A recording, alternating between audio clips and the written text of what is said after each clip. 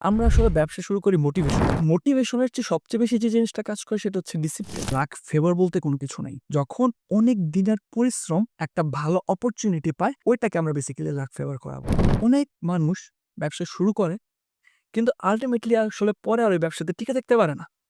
১ মাস, ২ মাস, ৩ মাস বা ৫ মাস পরে সে আসলে ব্যবসা থেকে বেরিয়ে আসে। কেন? এটার একটা বড় কারণ হচ্ছে আমরা আসলে ব্যবসা শুরু করি মোটিভেশনে। ওকে। লাইক আমি হচ্ছে রেগুলার কনটেন্ট বানাচ্ছি। আমার কনটেন্ট আপনি দেখতেছেন, আরো মানুষ দেখতেছেন। দেখার পর সবাই চিন্তা করতেছে, বাহ! বিজনেস তো একটা বিশাল বড় ব্যাপার। আমিও তাহলে বিজনেস করব। 9 to 5 থেকে বেরোবো, রেট রেস থেকে বেরোবো, বিজনেস করে একদম বাড়ি-গাড়ি সবকিছু করে ফেলবো। বাট আল্টিমেটলি কিন্তু রিয়াল লাইফ এ ব্যাপারটা এমনভাবে কাজ করে না। মোটিভেশনের চেয়ে সবচেয়ে বেশি যে জিনিসটা কাজ করে সেটা হচ্ছে ডিসিপ্লিন। কেন এটা আমি বলতেছি? তার কারণ হচ্ছে মোটিভেশন হ্যাঁ, আপনাকে ব্যবসাতে নামাই দেওয়ার জন্য মোটিভেশনটা এনাফ।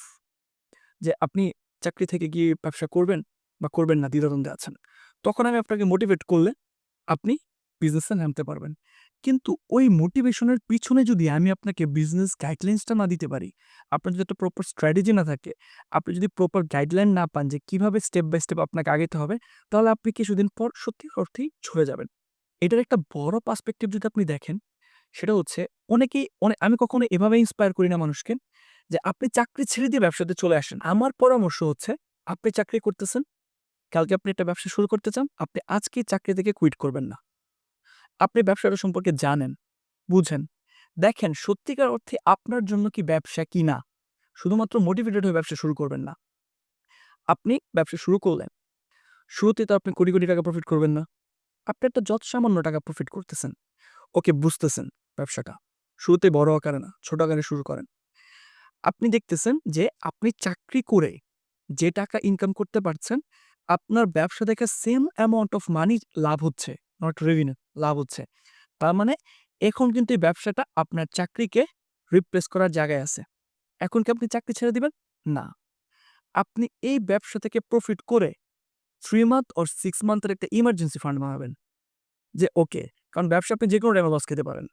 যে আপনি ব্যবসা শুরু করছেন, এখন আপনার মনে হচ্ছে আগামী ৬ মাস এই বিজনেস থেকে যদি 0 প্রফিট হয়, আপনি 6 মান্থ খুব সুন্দরভাবে আপনার বিজনেসটাকে সাস্টেইন করে নিয়ে যেতে পারবেন।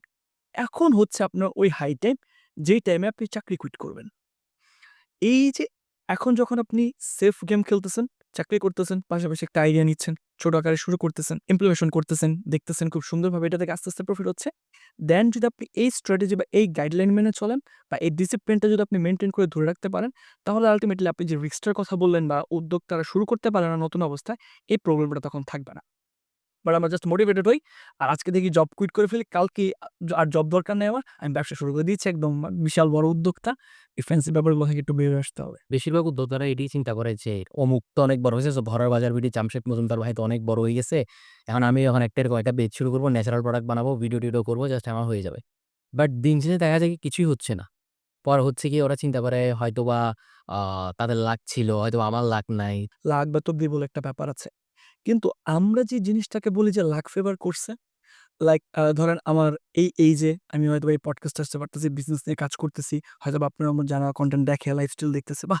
সে তো খুব লাকি। বা আপনার হয়তোবা অনলাইনে কাউকে দেখে মনে হচ্ছে সে তো খুব লাকি, খুব কম বয়সে অনেক অ্যাচিভমেন্ট করে ফেলছে। আসলে লাক ফেভার বলতে কোনো কিছু নাই। যখন অনেক দিনের পরিশ্রম একটা ভালো অপরচুনিটি পায়, ওইটাকে আমরা বেসিক্যালি লাক ফেভার করা বলি। আপনি লাক আপনার ফেভার তখনই করবে, যখন ওই লাকটা বানানোর জন্য আপনি যথেষ্ট পরিমাণে পরিশ্রম করবেন। আপনার দিন-রাত পরিশ্রম করতে হবে। আপনাকে স্ট্র্যাটেজি বানাইতে হবে। আপনার এটার পেছনে খাটতে হবে। নলেজ গেইন করতে হবে, রিসার্চ করতে হবে, এক্সিকিউশন করতে হবে। ৫,০০০, ১০,০০০, ৳১,০০,০০০ লস খেতে হবে। মার্ক জুকারবার্গকে একটা প্রশ্ন করা হয়েছিল যে, "আপনি তো খুব ওভারনাইট সাকসেস পেয়ে গেছেন।" মার্ক জুকারবার্গের ইন্টারভিউর আনসার ছিল, "হ্যাঁ, সত্যিকার অর্থেই আমি ওভারনাইট সাকসেস পেয়েছি।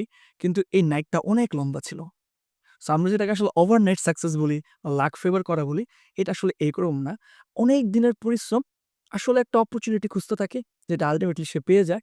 আর ওটাকে অডিয়েন্স বা জনগণ লাক ফেভার করা হয়।